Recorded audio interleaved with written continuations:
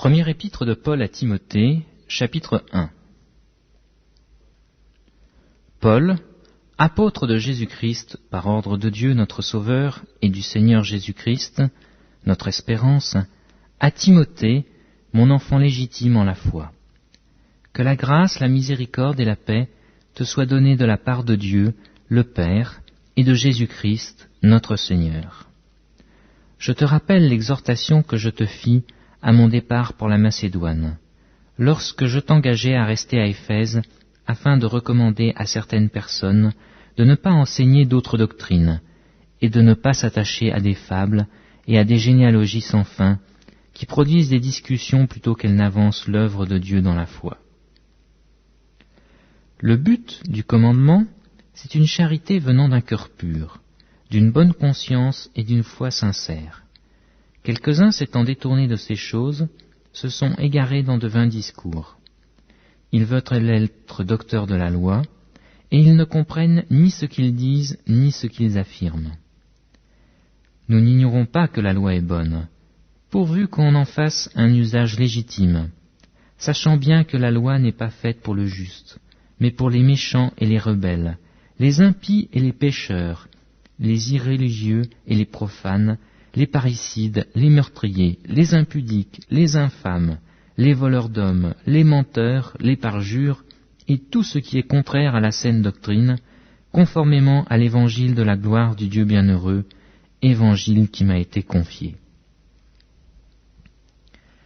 Je rends grâce à celui qui m'a fortifié, à Jésus-Christ notre Seigneur, de ce qu'il m'a jugé fidèle en m'établissant dans le ministère, moi qui étais auparavant un blasphémateur, un persécuteur et un homme violent. Mais j'ai obtenu miséricorde, parce que j'agissais par ignorance, dans l'incrédulité, et la grâce de notre Seigneur a surabondé, avec la foi et la charité qui est en Jésus-Christ.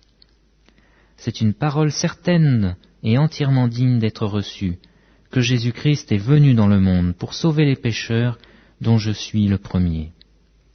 Mais j'ai obtenu miséricorde, afin que Jésus-Christ fît voir en moi le premier toute sa longanimité, pour que je servisse d'exemple à ceux qui croiraient en lui pour la vie éternelle. Au Roi des siècles, immortel, invisible, seul Dieu, soit honneur et gloire, au siècle des siècles. Amen. Le commandement que je t'adresse, Timothée, mon enfant, selon les prophéties faites précédemment à ton sujet, c'est que d'après elles, tu combattes le bon combat, en gardant la foi et une bonne conscience. Cette conscience, quelques-uns l'ont perdue, et ils ont fait naufrage par rapport à la foi. De ce nombre sont Hyménée et Alexandre, que j'ai livrés à Satan, afin qu'ils apprennent à ne pas blasphémer. Première épître de Paul à Timothée, chapitre 2. J'exhorte donc, avant toute chose, à faire des prières, des supplications, des requêtes, des actions de grâce pour tous les hommes, pour les rois et pour tous ceux qui sont élevés en dignité, afin que nous menions une vie paisible et tranquille, en toute piété et honnêteté. Cela est bon et agréable devant Dieu notre Sauveur, qui veut que tous les hommes soient sauvés et parviennent à la connaissance de la vérité. Car il y a un seul Dieu et aussi un seul médiateur entre Dieu et les hommes, Jésus-Christ, homme, qui s'est donné lui-même en rançon pour tous. C'est là le témoignage rendu en son propre temps, et pour lequel j'ai été établi prédicateur et apôtre. Je dis la vérité en Christ, je ne mens pas, chargé d'instruire les païens dans la foi et la vérité. Je veux donc que les hommes prient en tout lieu, en élevant des mains pures, sans colère ni mauvaise pensée. Je veux aussi que les femmes, vêtues d'une manière décente, avec pudeur et modestie, ne se parent ni de tresses, ni d'or, ni de perles, ni d'habits somptueux, mais qu'elles se parent de bonnes œuvres, comme il convient à des femmes qui font profession de servir Dieu. Que la femme écoute l'instruction en silence, avec une entière soumission. Je ne permets pas à la femme d'enseigner, ni de prendre de l'autorité sur l'homme, mais elle doit demeurer dans le silence. Car Adam a été formé le premier, Ève ensuite.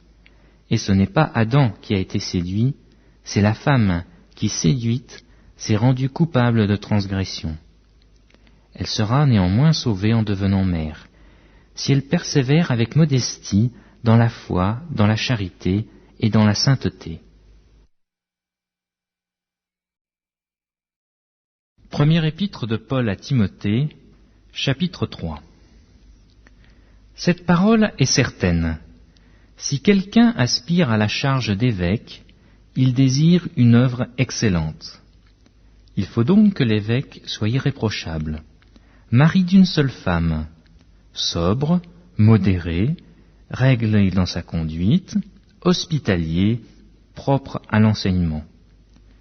Il faut qu'il ne soit ni adonné au vin, ni violent, mais indulgent, pacifique, désintéressé. Il faut qu'il dirige bien sa propre maison, et qu'il tienne ses enfants dans la soumission et dans une parfaite honnêteté. Car si quelqu'un ne sait pas diriger sa propre maison, comment prendra-t-il soin de l'Église de Dieu? Il ne faut pas qu'il soit un nouveau converti, de peur qu'enflé d'orgueil, il ne tombe sous le jugement du diable. Il faut aussi qu'il reçoive un bon témoignage de ceux du dehors, afin de ne pas tomber dans l'opprobre et dans les pièges du diable. Les diacres aussi doivent être honnêtes, éloignés de la duplicité, des excès du vin, d'un gain sordide, conservant le mystère de la foi dans une conscience pure, qu'on les éprouve d'abord et qu'ils exercent ensuite leur ministère s'ils sont sans reproche. Les femmes, de même, doivent être honnêtes, non médisantes, sobres, fidèles en toutes choses. Les diacres doivent être mariés d'une seule femme, et diriger bien leurs enfants et leur propre maison. Car ceux qui remplissent convenablement leur ministère s'acquièrent un rang honorable et une grande assurance dans la foi en Jésus-Christ. Je t'écris ces choses avec l'espérance d'aller bientôt vers toi, mais afin que tu saches, si je tarde, comment il faut se conduire dans la maison de Dieu, qui est l'Église du Dieu vivant, la colonne et l'appui de la vérité. Et sans contredit, le mystère de la piété est grand. Dieu a été manifesté en chair, justifié par l'Esprit, vu des anges, prêché aux gentils, cru dans le monde, élevé dans la gloire. Première épître de Paul à Timothée, chapitre 4. Mais l'Esprit dit expressément que dans les derniers temps, quelques-uns abandonneront la foi pour s'attacher à des esprits séducteurs et à des doctrines de démons, par l'hypocrisie de faux docteurs portant la marque de la flétrissure dans leur propre conscience, prescrivant de ne pas se marier et de s'abstenir d'aliments que Dieu a créés, pour qu'ils soient pris avec action de grâce par ceux qui sont fidèles et qui ont connu la vérité. Car tout ce que Dieu a créé est bon, et rien ne doit être rejeté, pourvu qu'on le prenne avec action de grâce, parce que tout est sanctifié par la parole de Dieu et par la prière. En exposant ces choses aux frères, tu seras un bon ministre de Jésus-Christ, nourri des paroles de la foi et de la bonne doctrine que tu as exactement suivies. Repousse les contes profanes et absurdes, exerce-toi la piété, car l'exercice corporel est utile à peu de choses, tandis que la piété est utile à tout, ayant la promesse de la vie présente et de celle qui est à venir.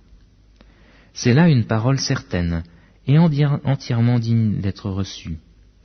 Nous travaillons en effet et nous combattons parce que nous mettons notre espérance dans le Dieu vivant, qui est le sauveur de tous les hommes, principalement des croyants.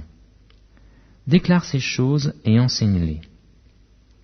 Que personne ne méprise ta jeunesse, mais sois un modèle pour les fidèles, en parole, en conduite, en charité, en esprit, en foi, en pureté. Jusqu'à ce que je vienne, applique-toi à la lecture, à l'exhortation et à l'enseignement. Ne néglige pas le don qui est en toi, et qui t'a été donné par prophétie avec l'imposition des mains de l'assemblée des anciens. Occupe-toi de ces choses, Donne-toi tout entier à elle, afin que tes progrès soient évidents pour tous. Veille sur toi-même et sur ton enseignement.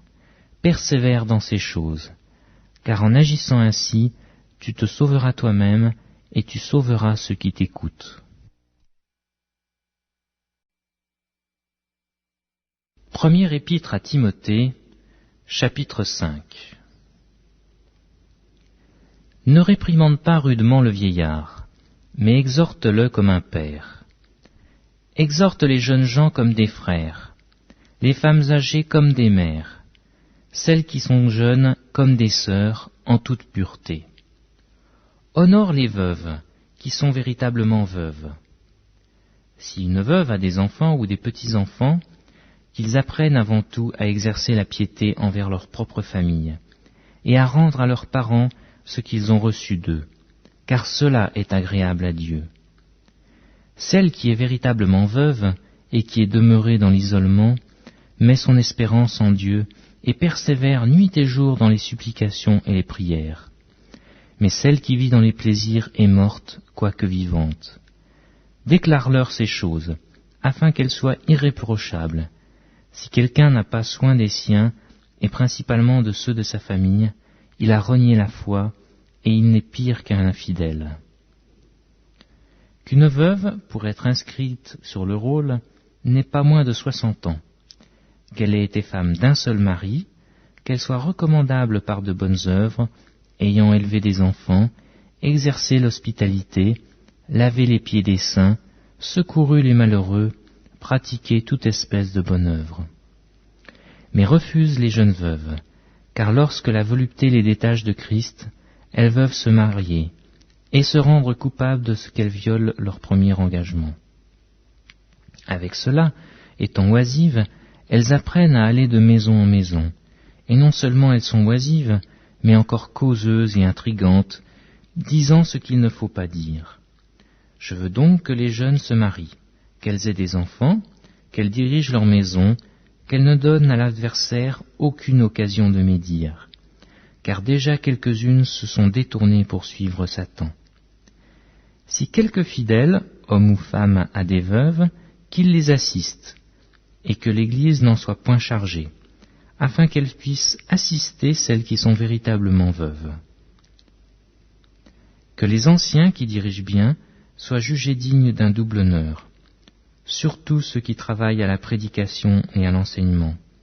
Car l'Écriture dit « Tu ne muselleras point le bœuf quand il foule le grain », et l'ouvrier mérite son salaire. Ne reçois point d'accusation contre un ancien, si ce n'est sur la déposition de 2 ou de 3 témoins. Ceux qui pêchent, reprends-les devant tous, afin que les autres aussi éprouvent de la crainte. Je te conjure devant Dieu, devant Jésus-Christ et devant les anges élus, d'observer ces choses sans prévention, et de ne rien faire par faveur. N'impose les mains à personne avec précipitation, et ne participe pas au péché d'autrui. Toi-même, conserve-toi pur. Ne continue pas à boire que de l'eau, mais fais usage d'un peu de vin, à cause de ton estomac, et de tes fréquentes indispositions. Les péchés de certains hommes sont manifestes, même avant qu'on les juge, tandis que chez d'autres, ils se découvrent que dans la suite. De même, les bonnes œuvres sont manifestes, et celles qui ne le sont pas ne peuvent rester cachées.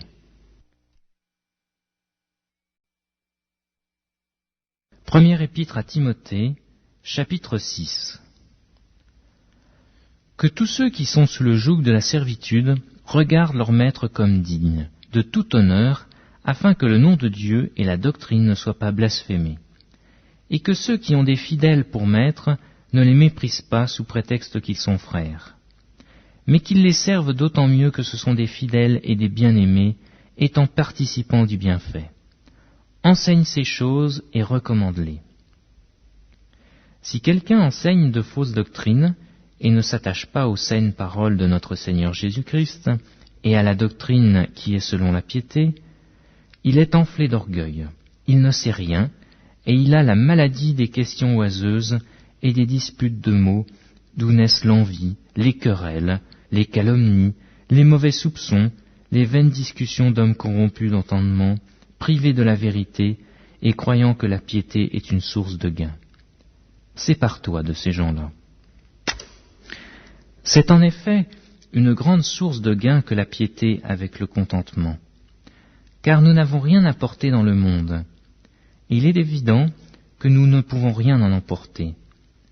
Si donc nous avons la nourriture et le vêtement, cela nous suffira.